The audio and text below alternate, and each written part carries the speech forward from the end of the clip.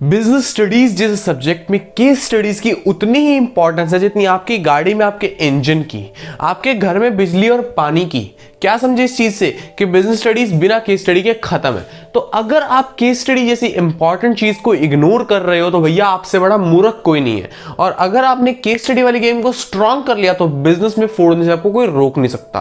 तो नमस्कार, स्वागत है आप सभी का इस वीडियो में, जहां हम बात करने वाले हैं कि केस स्टडी को सॉल्व किस तरीके से किया जाए।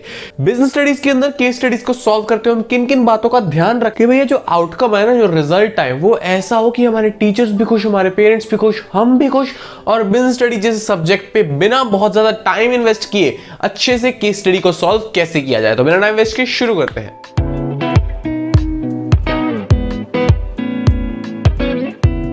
तो भाई यार, एक बात का ध्यान रखना कि केस स्टडी सॉल्व करना सेकेंडरी स्टेप है। फर्स्ट स्टेप आता है आपका चीजों के कांसेप्ट क्लियर करना। बिजनेस स्टडीज अकाउंट से बिल्कुल अलग है। बेसिकली जो बात मैंने आपको अकाउंट्स में समझाई थी कि भैया +1 के कांसेप्ट +2 में काम आते हैं, बहुत ज्यादा जरूरी है, बिजनेस स्टडीज में ऐसा कुछ भी नहीं है। आपने +1 के बिजनेस स्टडीज को हाथ भी नहीं लगाया और +2 के बिजनेस स्टडीज पढ़ रहे हो तो भी हो जाएगी, कोई इशू नहीं है, कोई बहुत ज्यादा दिक्कत नहीं आने वाली। लेकिन अगर +1 के अच्छे से करी हुई है तो वेल एंड गुड। तो अब बात आती है कि भैया 12th की बिजनेस स्टडीज अगर आपने अब तक शुरू नहीं किया तो भाई अब शुरू कर दो। लोग कहते हैं आसान सब्जेक्ट है, बाद में छेड़ेंगे, बहुत बाद में जाओगे तो बहुत पछताओगे। अभी शुरू कर दो, सही रहोगे। अभी अक्टूबर का मिड चल रहा है, सही टाइम है, बिजनेस स्टडीज को शुरू कर दो। और अगर आपने बिजनेस स्टडीज शुरू कर दिया लेकिन केस स्टडीज की प्रैक्टिस शुरू नहीं है तो भाई वो भी अभी से कर दो। लोग सोचते हैं केस स्टडीज करेंगे लास्ट के 3 महीनों में, अभी एक बार पढ़ते हैं, वो भी चीज गलत है। तो जिसने बिजनेस स्टडीज पढ़नी शुरू नहीं की वो पढ़नी शुरू कर दे, और जो पढ़ रहा था उसने केस स्टडी नहीं की वो केस स्टडी कर ले, और जो पढ़ भी रहा था वो केस स्टडी भी कर रहा था। भाई बहुत अच्छे। अगर आपके सॉल्यूशन नहीं आते तो वीडियो को आगे देखो, आपके सॉल्यूशन जरूर आएंगे। सबसे पहले तो यार केस स्टडी सॉल्व करते हुए आपके मन में चैप्टर की आउटलाइन होनी चाहिए। सबसे इंपॉर्टेंट चीज मानता हूं मैं इसको कि आपने जब चैप्टर अच्छे से कर लिया, आपने चैप्टर को घोल के पी लिया, चैप्टर को समझ लिया, चैप्टर को याद कर लिया, उसके पॉइंट्स को मेमोराइज कर लिया। पॉइंट्स पे हमने एक बहुत अच्छी डेडिकेटेड वीडियो बनाई है जो मैंने यहां पिन कर दी है, आप जाके उसे देख सकते हो। उसके बाद इस वीडियो पे जहां हम केस स्टडीज के बारे में और डीप बात करते हैं, तब तक जाके देखो, फिर कंटिन्यू कर लेना यहां से। और केस स्टडीज से पहले पॉइंट जरूरी है, ये बात आप समझ चुके हो, मैंने उस वीडियो में भी समझा दी है। जब अपने पॉइंट्स अच्छे से याद कर लिए, चैप्टर को रिवाइज कर लिया, चैप्टर को अच्छे से समझ लिया, उसके बाद उतरो आप केस स्टडीज की प्रैक्टिस पे। केस स्टडीज के लिए मैं रेकमेंड करूंगा कोई भी एक बुक मोर देन इनफ है। एक बार के लिए एक बुक करो केस स्टडीज की प्रैक्टिस के लिए, और एट द एंड आके हम सैंपल पेपर्स करेंगे, तब आपका सारा सीन सॉर्ट हो जाएगा। अगर मुझसे आप मेरी कोई पर्सनल रिकमेंडेशन चाहते हो तो अलका धवन की एपीसी बुक मुझे केस स्टडीज के लिए बहुत अच्छी लगती है, और थ्योरी के लिए सुभाष दे की गीता पब्लिकेशन में आपको पहले भी बता चुका हूं। तो अब बात आती है कि भैया सारी फालतू बातें रखो साइड में, केस स्टडी को सॉल्व करते हुए किन किन बातों का ध्यान रखें कि हमारा आंसर आए परफेक्ट। ठीक है भाई, इस पे आते हैं। मैंने आपको बता दिया कि आपके माइंड में चैप्टर की आउटलाइन है, चैप्टर क्या है, उसमें क्या क्या बातें हो रखी है, क्या क्या पॉइंट्स है, सब कुछ।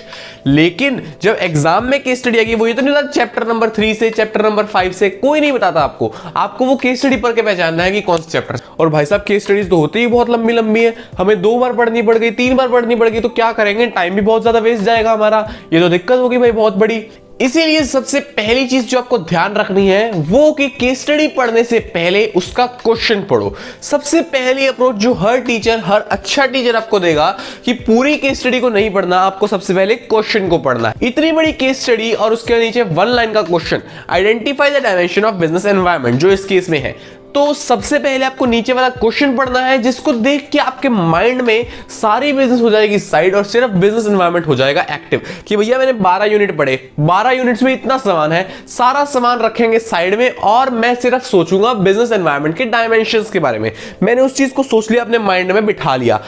उसके बाद जब मैं पूरा केस पढ़ूंगा, मेरे माइंड में बिजनेस एनवायरनमेंट घूमता रहेगा, वही चीज मेरे माइंड में चलती रहेगी और मैं उसी को सोच के वो कहानी पढ़ रहा हूं, तो उसको ढूंढना मेरे लिए हो जाएगा आसान।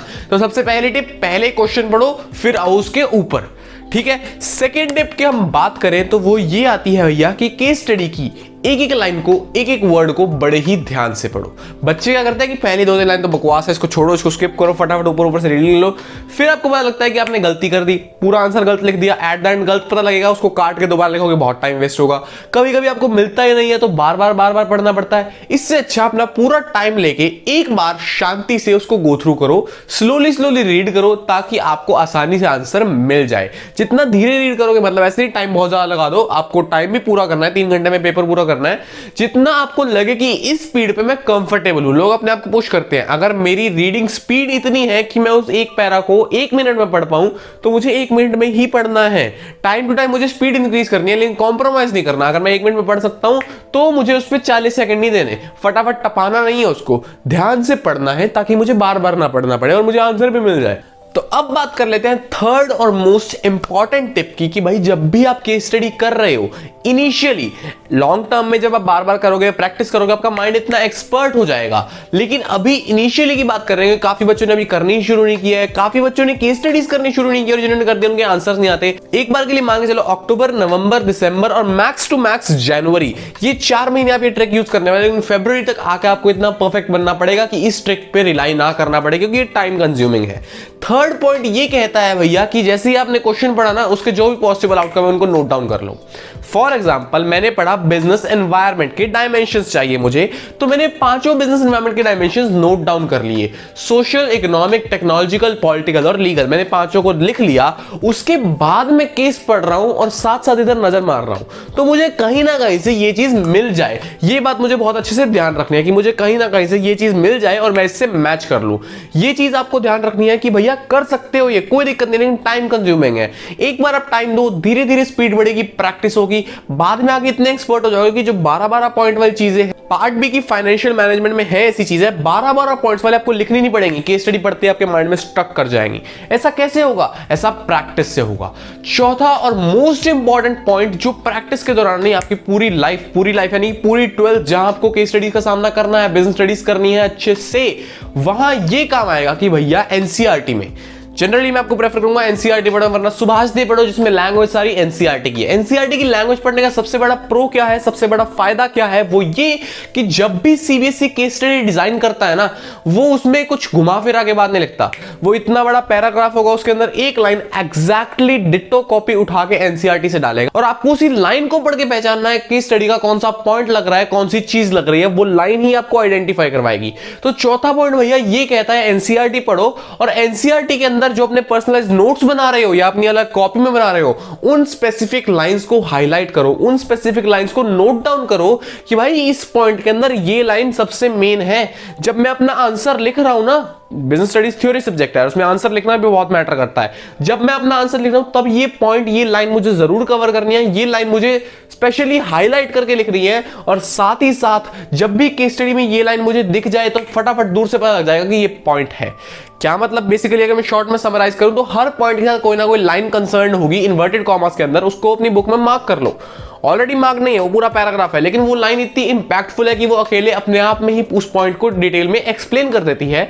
और वही लाइन सीबीएसई कोशिश करता है कि केस स्टडी में डाल दे, उसी लाइन से आपको आइडेंटिफाई करना है। तो आपको एनसीईआरटी बहुत अच्छे से, बहुत डीप में पढ़नी है। जितनी डीप में आप पढ़ोगे, समझोगे, केस स्टडी सॉल्व करना उतना आसान हो जाएगा। और साथ ही साथ अपने नोट्स में उस लाइन को बड़े ही अच्छे से हाईलाइट करके रखना, ताकि जब भी आप नोट्स की रिवीजन लो, केस स्टडी वाला पॉइंट भी साथ में कवर हो जाए। मैंने पूरी बिजनेस स्टडीज पढ़ा रखी है अपने चैनल पे, पार्ट ए और पार्ट बी दोनों की प्लेलिस्ट आपको यहां पे पिन मिल जाएंगी, आप चेक कर सकते हो। हर चैप्टर की हर वीडियो में, हर टॉपिक में मैंने बताया कि केस स्टडी में इस लाइन से बात हो सकती है, इस तरह से वो पूछ सकता है, इस तरह से घुमा के मेंशन कर सकता है। हर चीज मैंने स्पेसिफिकली मेंशन की है, बताया है आप सबको, तो उस चीज से आइडिया लेके आप कर सकते हो बिजनेस स्टडीज। जिसको भी जिस भी टॉपिक में, जिस भी चीज में दिक्कत आए, मेरी वीडियोस जाके देख सकते हो। कोई भी डाउट हो नीचे कमेंट में पूछ सकते हो। और अभी अक्टूबर हमारा कॉमर्स स्पेशल चल रहा है यार, तो अगली वीडियो के लिए कोई भी डिमांड हो तो आप पूछ सकते हो।